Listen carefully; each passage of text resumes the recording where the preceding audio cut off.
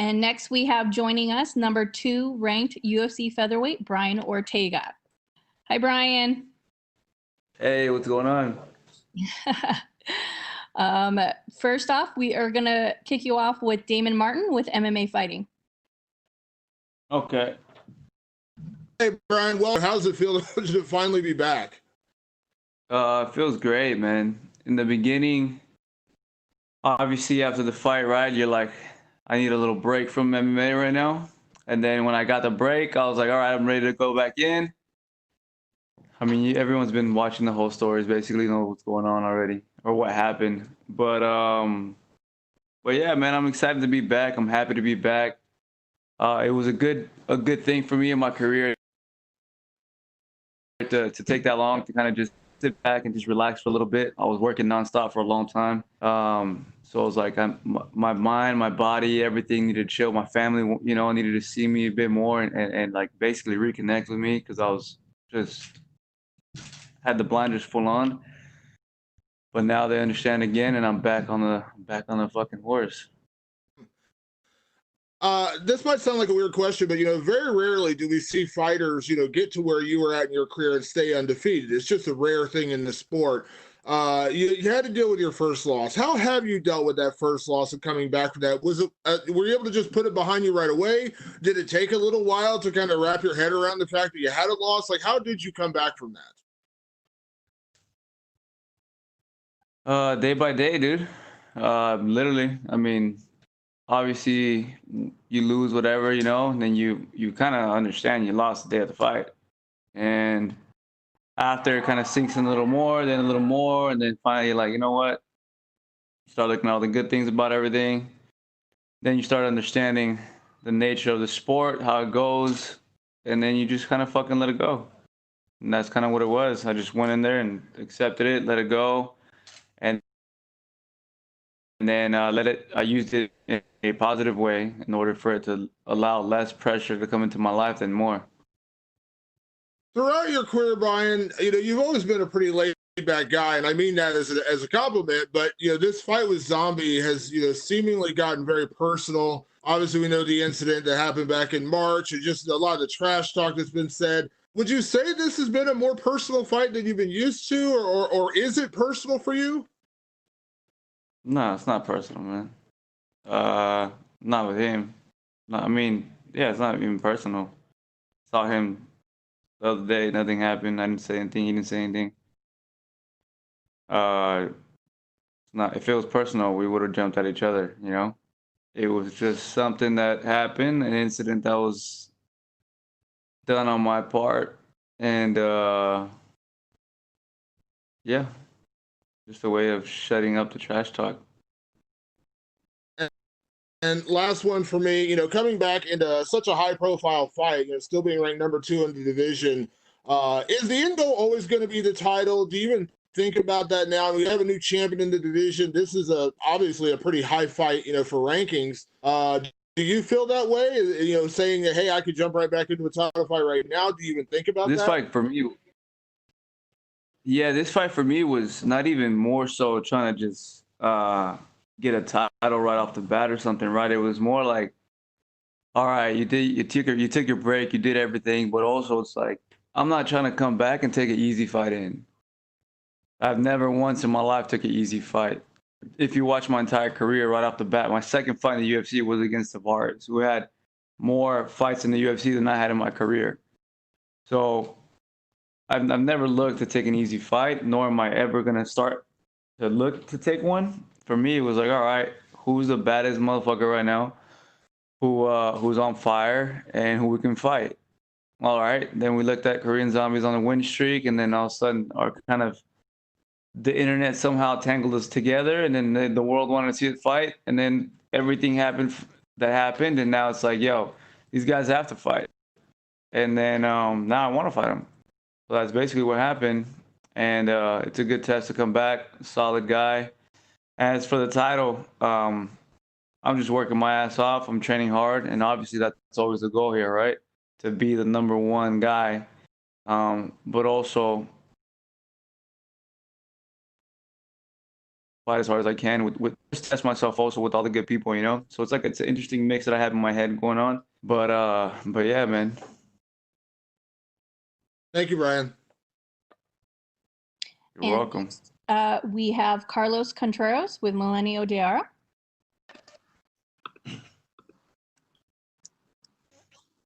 Hola, Brian, ¿me puedes escuchar ahí? I don't speak Spanish. You suddenly forgot about Spanish?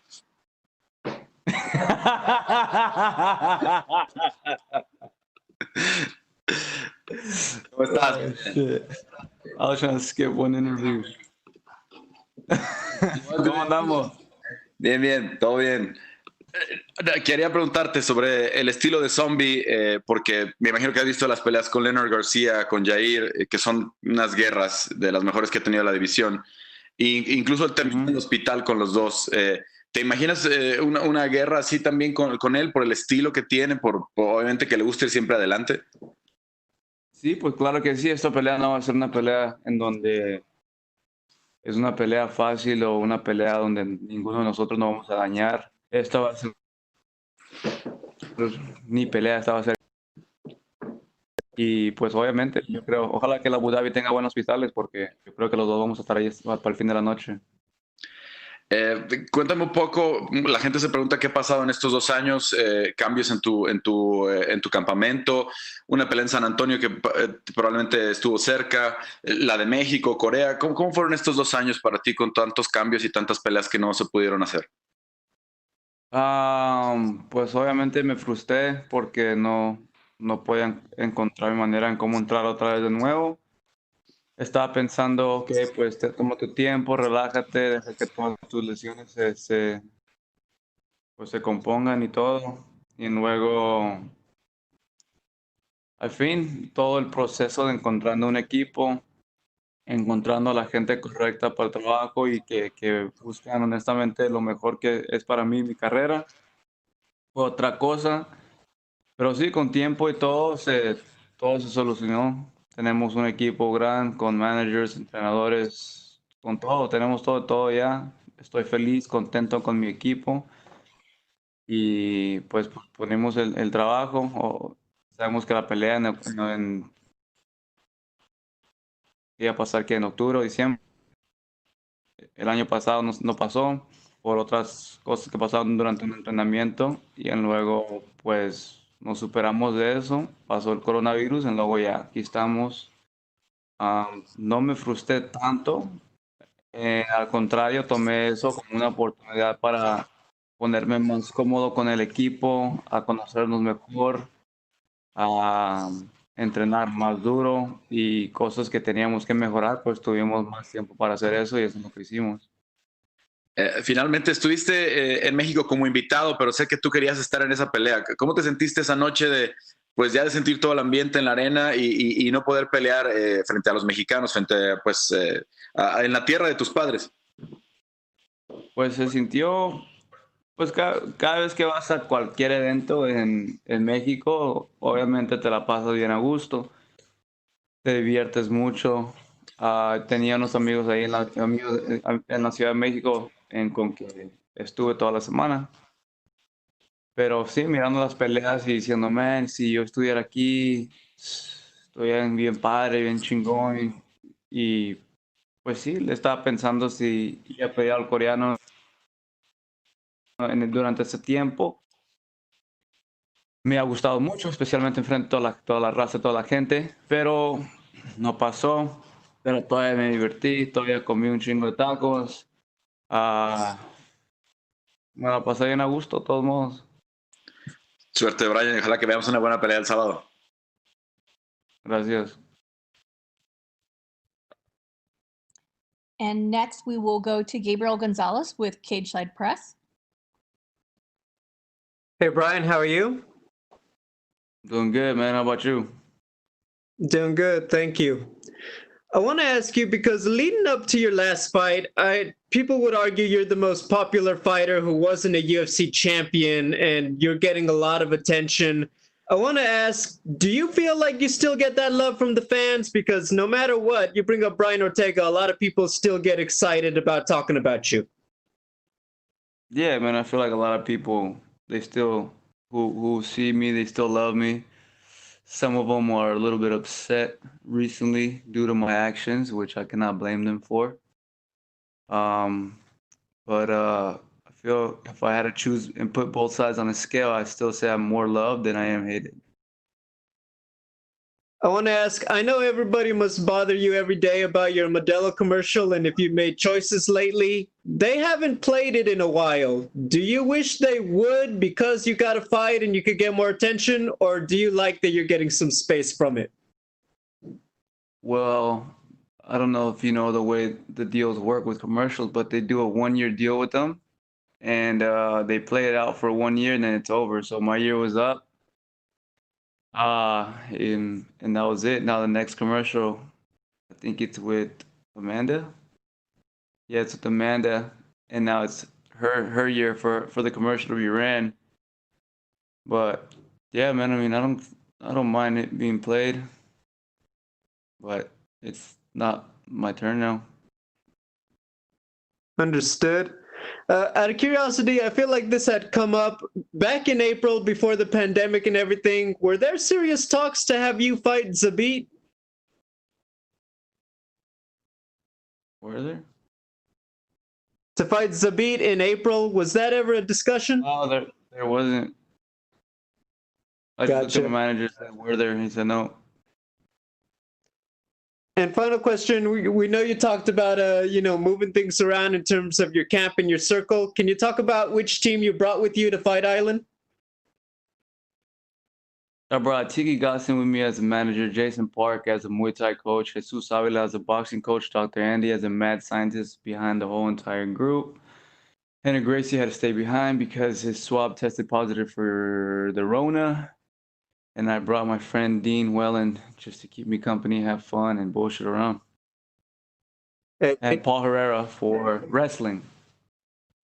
thank you, Brian. Good luck. Thank you. Next, we'll go to Suma Dada from Sports Kita. Thank you. Good looking out now. I was like looking at everyone in the room. I was like, wait a minute.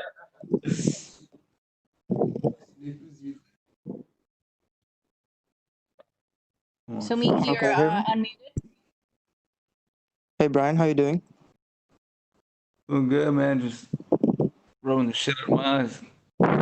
Okay, so it's been 2 years, almost 2 years now since we last saw you in action, and since then you have had a change in training camp as well.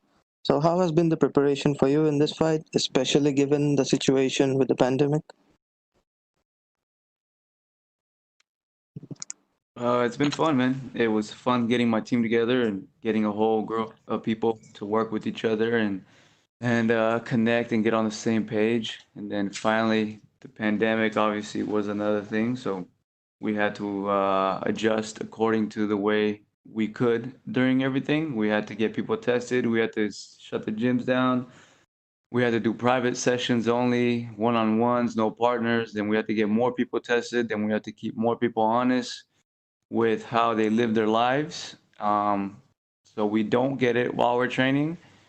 And it was very tough, man. You know, you had to limit your partners, you had to test everyone. And even when you test everyone, you still couldn't count on them because people are seeing people and people are seeing other people and everyone wants human contact. So, you know, it's it's a little risky thing, but we got through it, we did it, and I'm happy we're here now. Corona free and ready to fight. So this will be your big return to the UFC, but does it somewhat bother you there won't be any fans in attendance for this fight? For your return fight? Nah, man, I'm all right with it. Um, I'm used to fighting in the silence, so it's easy for me to do it. So a few days back, Korean Zombie, he issued an apology saying for all the trash talk he did towards you. Now, in this lead up to this fight, I know there has been a lot of issues between you two guys, but does his apology somewhat change your perspective towards this rivalry, or is it just still the same for you? It was never a rivalry, man. Uh, I Yeah, it was never a rivalry. I just kind of just he talked his shit and I talked my shit, but it was more like if that's how you're gonna be, that's how I'm gonna be. And then when I made it clear, if you really want a rivalry with me, this is how it's gonna get down. Then we heard all the apologies, so it was kind of just shut down, and that was it. So the last time you fought Max Holloway, he still was the champion, featherweight champion. Now there's a new champion, Alex Volkanovski.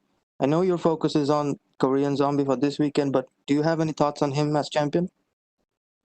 I have thoughts on everybody in the division, Thoughts on him, obviously, of course. He has the belt, which means he has the target on his back, which means we're training for everyone now. We're training for guys that are like Zabit, guys that are like Korean, guys that are like Holloway, guys that are like Volkanovski. From now on, we have a whole team designed to fight and train for the top people in the division. Okay, last question for me. So how do you see yourself winning this fight this weekend? By every means necessary. I'll come out, with whatever I can take. Okay, good luck to you, sir, and thank you. Thank you. Last questions for you will go to Augusto Nezgue from Somos MMA. Brian, ¿cómo estás? Voy a volver a hacerte hablar en español. Hey, ¿cómo andamos? Todo bien. Brian, te quiero preguntar justamente, recién comentabas que Renner Gracie dio positivo por coronavirus. ¿Cómo afecta eso el viaje y cómo están manejándose a distancia? ¿Se complica un poco? No, no, no. Si había una persona en que no podía poder venir a este evento, fue, fue bueno que no fue él, porque de todos los artes que tengo, la herramienta que tengo dentro de mi edad para esa pelea, el jiu-jitsu es la que necesito lo menos. El jiu-jitsu lo sé muy bien, lo entreno cada día. No es algo en que necesito a alguien que me siga recordando durante una pelea. Y yo creo que obviamente te pones triste porque es un amigo y es un compa y todo, pero al fin del día tenemos que trabajar, tenemos que hacer lo que tenemos que hacer. Y si va a haber un tipo de consejos que no voy a escuchar, que yo ya los conozco, va a ser el piso, lo que es todo el jiu-jitsu y la pelea de lucha. Y pues sí, me siento obviamente triste por él, pero está bien. Perfecto. Y también, Brian, recién hace un ratito hablabas de haber perdido el invicto. Quisiera saber si ahora te sentís más tranquilo, sentís que te has quitado un peso de encima, que quizás no hay tanta presión a la hora de pelear. No, pues sí, obviamente se quitó esa presión. Am, cuando, cuando ya está tu carrera sin derrotas, amateur y profesional, te sientes invencible, te sientes como que nada te puede tocar, pero ya sabes, en este deporte pasa un día donde todos tienen que agarrar su primera derrota. Y es lo que pasó y ya sentí todos esos sentimientos, todo ese proceso, todo ese viaje de regresando y arreglándote y todo eso. Y pues ya lo hice, presión, y pues me siento bien a regresar y estar más libre ahora sin esos pensamientos que me sigan picando la mente mientras estoy peleando. Bien. Y te quiero consultar con respecto a la pelea, ¿de qué cosas crees que tenés que cuidarte del Korean Zombie y cuáles son las claves en tu juego, digamos, para llevarte la victoria? Pues tiene una presión llegando adelante, pero una presión calmadita. Es peligroso en el primer asalto y pega, tiene un buen golpe donde te taranta, pero no te noquea. Eso significa que tienes que tener cuidado y sobrevivir, ¿verdad? Si te pones en una de esas situaciones, pero de jiu-jitsu y todo más, yo creo que yo lo tengo. Y te consulto, teniendo en cuenta a futuro si conseguís la victoria, se está hablando de una tercera pelea entre Volkanovski y Holloway. ¿Qué pensás al respecto? Y si crees que de obtener la victoria tendrías que ser el siguiente en pelear por el título. Pues mi trabajo ahorita es pelear de lo que está pasando la división y todo. Pero ya va a ser de mi manager. Y confío en él y todo lo que él puede hacer. Y pues por eso no me estoy preocupando. Y si tengo que esperar por esa pelea, pues esperamos. Me voy de vacaciones, voy a México, como un chingo de tacos. Y luego regreso y entreno. Perfecto. ¿Qué enseñanzas te dejó la pelea con Max Holloway? ¿En qué te ha ayudado a mejorar? Pues en todo. Él obviamente enseñó muchos huecos en mi juego. Y pues ahora los llené, entrené, mejoré, preparé. Y ahora estamos aquí listos para enseñar al mundo que soy un peleador diferente de que vieron la última vez. Perfecto. Y para cerrar, Brian, te quiero consultar cómo estás sobrellevando allá la diferencia horaria, el clima, la comida. No sé si hay tacos allá en Abu Dhabi. Ningún pinche puto taco hay aquí, man. Bueno, después de la pelea seguramente vas a poder disfrutar. Brian, muchas gracias y lo Sí, mejor para el fin de semana. gracias. And thank you, Brian. That is all we have for you today. Good luck this weekend. All right, thank you.